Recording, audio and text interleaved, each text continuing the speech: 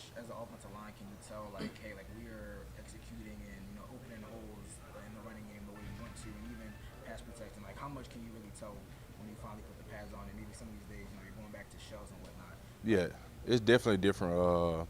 With pads on versus shells, because you can be more physical, and that's the name of the game. Offensive line being physical. So being able to finish run blocks and get guys out of the hole is definitely different in pads versus in shells. In pads is real football. So in shells, there's only so much we can do. So being able to get in the pads this week is being able to let us focus on working on more double teams to expand the holes for the running back, finishing blocks and pass pro to get the quarterbacks extra time. So this week was definitely the week of real football. And how do you think the offensive line has been doing so far? Obviously, it's a lot of back and forth with you and the defensive line, but how do you think you guys have been faring so far? Yeah, I think man, we're improving every day. You know, it's a good D line. So obviously, sometimes it's gonna be like you said, back and forth. But I feel like as offensive line, we're growing every day, getting better as a unit. That's both run and pass, and that's the goal, to get better every day. So when game one comes, we're ready to block all game. I know you were signed as a right tackle. Yep. If in the interest of getting the 5 best players on the field, you moved to your inside, how would you feel? I mean, I've been doing it my whole career. I played every position on offensive line, started multiple games at every spot other than center. So I mean, if that time comes, we'll address it then. But right now, I'm just focusing on being the best right tackle for the team. What makes the tackle's feet so important? Because all the defensive ends are typically more faster. They move better in space than the D line, the D tackles, the D ends do. So being able to have quick feet and being able to slide and go against speed rushers, you're not going to get power rushers all the time in the NFL. A lot of these guys like say for instance Miles, who just left, for those guys are very explosive and different movements. So be able to slide your feet pretty fast and being quick with them is very important. What have you seen from Spencer in that regard so far? That was one of his big things coming out of the draft. Yeah, he's really athletic, and that's something you can't teach as his God-given talent. So him being able to move the way he moves is a God-given talent. Has helped him out a lot since he's been here. Regardless if you guys have been in pads or shells, it seems like the defensive front has been coming after you guys since day one of camp. How much does the intensity that they have been bringing on a daily basis make you guys better? I wouldn't say they've been coming at us since we got here. I feel like it's been a pretty good matchup, but the defensive line is what they do is they get off the ball. They set the tempo for the defense, and as an offensive line, we do the same thing. So being able to compete against some of the guys we go against and the mentality of the defense here is only going to help us, because if we can block these guys on our team, we can block anybody. So that's how I feel. I know you've gotten to go against Alex Wright a lot. We've seen you out there. Just how is he as an edge rusher, and especially the way he can use his length, it seems like? Yeah, Alex is a very talented rusher. I've been knowing Alex. I played against him when I was in Houston when we played the Browns. I've just seen a guy who's just continuously every day come in and work and get better. Me and him, obviously, after practice, some days walk through certain stuff that can make both of us better. But as a guy I see, taking a huge step this year, and he's one of the leaders on the defense, and you've been seeing it day in and day out. He made some plays, and he continuously got better. So Alex is a great player, and I'm looking forward to see what he do for us this year. Coach Munkin, I was just going to say, if you haven't been asked about Jared Verse yet, just what is Jared bringing to the table against you guys, just in terms of his power and his explosiveness out there? He's a guy who's going to get after every play. He's nonstop.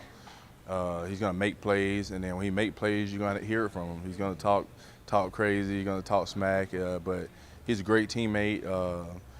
He's going to bring that winning football that he brought from the Rams, and he's been a great player since he came into the league. He's been one of the best DNs. So him being able to come here and be able to those younger guys, because this is a young team, being able to see with him being a young guy, he really doesn't even play like a young guy. He plays like a vet.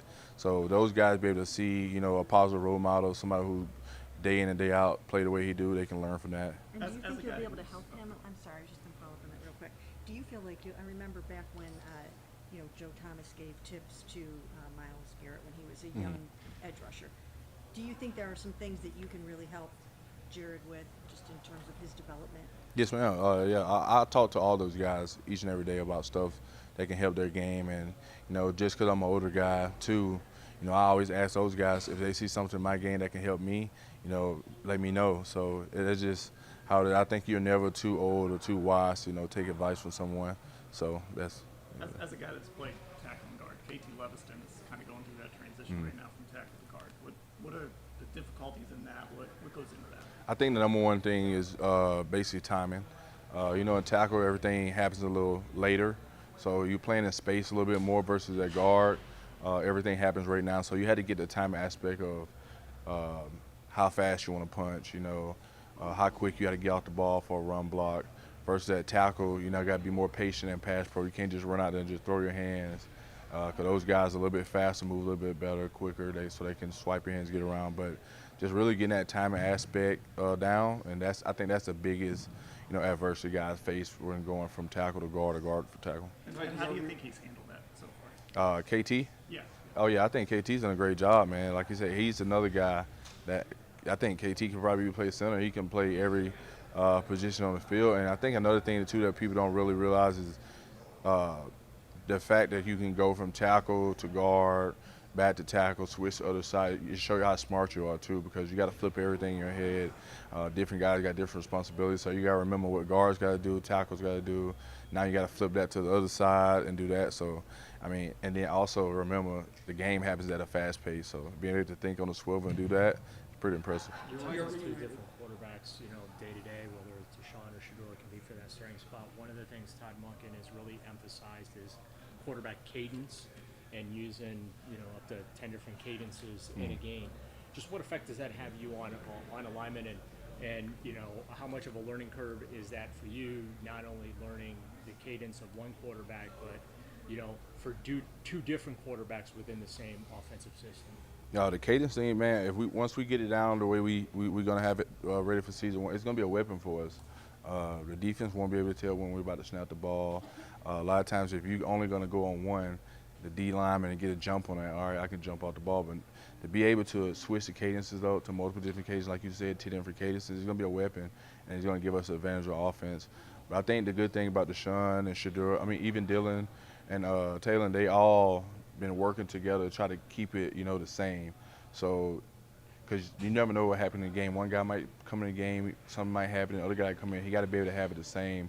That way, it's no drop off and cause problems with like false starts or anything like that. Tytus, we haven't seen what the final starting five is going to be just yet. KT's been in there, DeJuan's been in there. Mm-hmm. How important is it to settle on that and get you guys playing together, knowing you're going to go into game one together? Yeah, it's definitely important to build that camaraderie together, that consistency playing together. I think that's why I feel like it's been a great opportunity this camp to see a lot of guys rotate in. So a lot of guys may be able to play with guys, play beside different guys, and you get a chance to see how that player is and how y'all fit together. So us being able to get the reps in camp is only going to help us out when the season comes, when they officially say who the starting five will be. You're reunited with Georgia Warhol, who coached the first season back in the years, and how's that been for you picking up on that leftover chemistry within that player-to-coach relationship? That was one of the main reasons I wanted to come here because of Coach Warhol. Me and him have a great relationship going back to when I was coming out for the draft in 2019. He was with Jacksonville. Then I got a chance to work with him in Houston. His mentality is the same every day. Every team he's been on, he's made the offensive line better. Each guy, especially young guys. I had him my third year. I ended up having one of my best years of my career after that. So for the guys that we got coming in, that came in, Spencer, Austin, Parker, all those guys that have a O-line coach who's very detail-oriented, he's going to bring the best out of all of them. So look forward to seeing that. Coach Monken was saying the other day that with some of the false starts you guys have had in practice, he said, we could clean that up all right now if we just decided to go on one every time. And he related that stuff to like the cadences that they're trying to work through with the quarterbacks. When you guys have a false start penalty and it's related to cadence, can you help us understand how does that happen? Really just, like I said, you just got to be focused. You got to be locked in.